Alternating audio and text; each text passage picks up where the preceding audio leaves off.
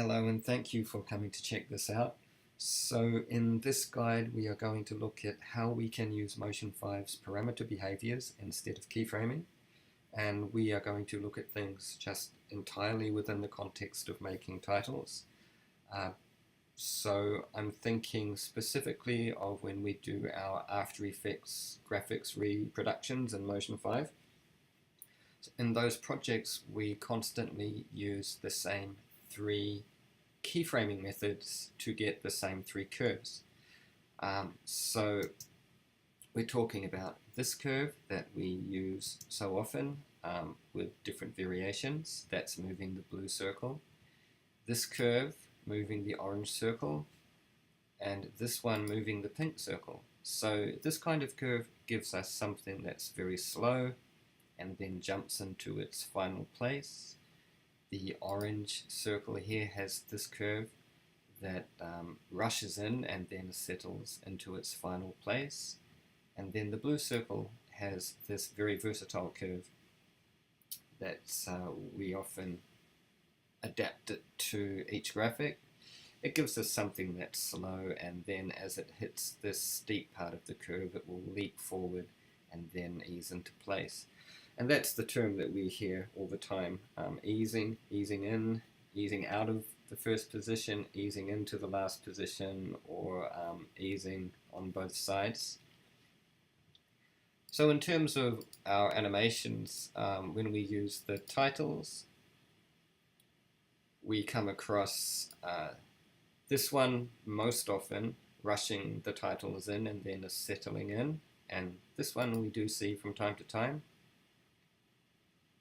with the pink titles there. With the vertical titles, mostly they drop down with this curve, so they rush in and then settle into place.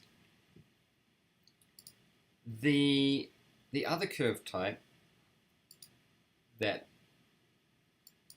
we use is mostly used to build the elements that support the titles. For our borders, for these line banners and these stretching banners and flying banners. So those animations combined with this kind of curve on the titles, it's what brings everything together and creates our overall look and feel. So what we want to do now is have a look at what Motion 5 provides us in terms of parameter behaviors to step in and get the same results as using these keyframes. So let's get into that. Let's look first at how we can get the kind of animation provided by this curve by using parameter behaviors. So you see I've got the keyframed example in that we're going to compare things to. I've got the second title element here, it says logarithmic, because we're going to use the logarithmic parameter behavior. The keyframed example is animated over 1 second and 15 frames, so we're going to do the same with this logarithmic parameter behavior. So I've got the second title element selected. Playhead's at 1 second and 15 frames, and I'm going to come into the inspector, and from the X position menu I will choose that parameter behavior logarithmic. So this n value here, if I leave it at 0, that means at the end of the logarithmic parameter behavior's influence, the title will be in exactly the same position. So to get the title to move back this way, I'm going to bring the playhead to the start, and I'm going to adjust this position here. So can you see what's happening now in the timeline? We're starting to get a curve that looks a bit like that one. But this project's 10 seconds long, and this logarithmic parameter behavior is stretching out to fill the entire timeline. There's the endpoint there. We want to bring this endpoint back to 1 second and 15 frames. So to do that, I'm going to use this slider here, the end offset.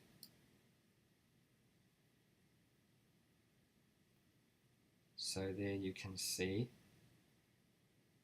we have pulled the end position of the logarithmic behavior back to 1 second and 15 frames. So let's see what kind of animation we get.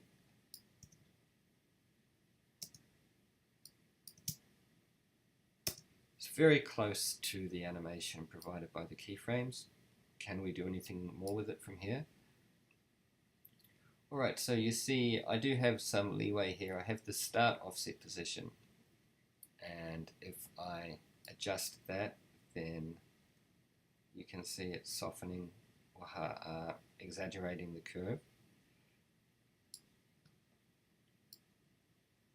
But in playing with that, then what happens is we are affecting the position that the titles will start from. So I'm going to just adjust the start value, and so we've given ourselves a different curve here. And can you see that we're getting closer to the actual keyframe curve? So I think you can see from here that with this logarithmic exponential behavior, you can play with it and adjust things to get exactly the same kind of animation that we get from keyframing, just like that. Alright, so let's have a look at how we get animations for the other curves. Right, now let's look at what parameter behavior gives us the equivalent of this kind of curve. So I think you can see we're going to be using the exponential parameter behavior.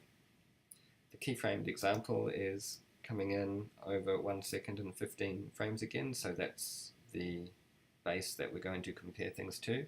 So I'll grab the titles. We'll follow exactly the same steps as we did before. I'll come into the inspector and grab here at the X position, drop down and choose exponential from the parameter behavior menu. So we want the n value at 0, so we know our titles will finish in this position. So I'm going to adjust the start value to bring them back. We know that the parameter behavior starts at the beginning of the project, but here you can see that the parameter behavior is filling up the entire timeline. And again, we're going to just bring that end condition back to 1 second and 15 frames. So I'll move the playhead so I can line things up, and I'm going to grab this end offset and adjust it to pull it back. And it's really hard to see even on my display here, so maybe you can't see exactly what's going on, but the curve is aligning to the playhead now, and it's all matching up. But as you can see, the exponential parameter behavior gives us a very exaggerated animation. It really crawls in until this point here, and then, you know, as the name says, exponentially it leaps into position. So same as before, we can get control over this curve by adjusting this start offset. So when I adjust the start offset, you see the curve is changing shape, and that's going to change the animation that we get. And if by adjusting the start offset your titles end up a bit out of place, just come back to the start value and adjust that value to bring them back into line. So, you know, we're getting neck and neck now with the animation provided by the keyframed titles. So again, you can see, just like with before with the logarithmic one, we know that if you take the time to adjust things, you will be able to get exactly the same curve animation as we get from keyframing. Alright, then let's have a look at that last option. So now let's see how we can use parameter behaviors to give us an animation that we would use this kind of curve keyframe for. So they're working here side by side, the keyframed examples on the top and our parameter behavior ones on the bottom. So there's our keyframe curve, and here is our parameter behavior curve. Okay, the keyframed curve, the parameter behavior curve. So I think you can see here in the layers panel that the first half of the curve is one parameter behavior, the exponential one that we looked at just before, and then the top half of the curve is the first one we looked at, the logarithmic one.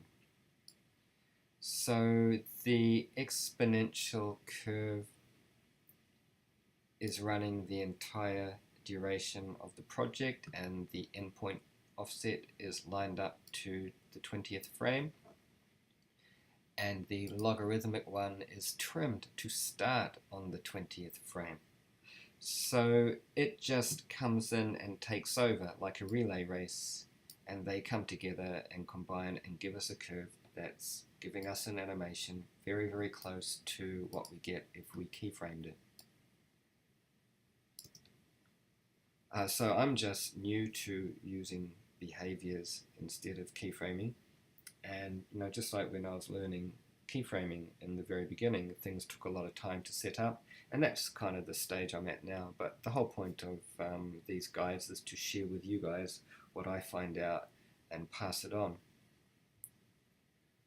So there you go, we have seen how we can use parameter behaviors to do the job of keyframing. Let's have a look at some practical examples now. So here we are. This is a full title graphic that I've done using a lot of the elements we've learned from our After Effects graphics reproductions. And you can see in the layers panel there's not a single keyframe. It's all done using the behaviors that we've learned in this guide. There's also behaviors in there to control the opacity, and we're using the align to behavior to have our masks follow this riser line here. So I'm definitely going to practice and learn more about using behaviors instead of keyframing. Obviously keyframing is the best solution in some situations, and I'm quite sure that using parameter behaviors is going to be a better solution in other situations. And this channel is all about learning what we can do with motion and sharing that with you. So I hope that you found something useful in this, and thank you for watching. I'll see you for the next one.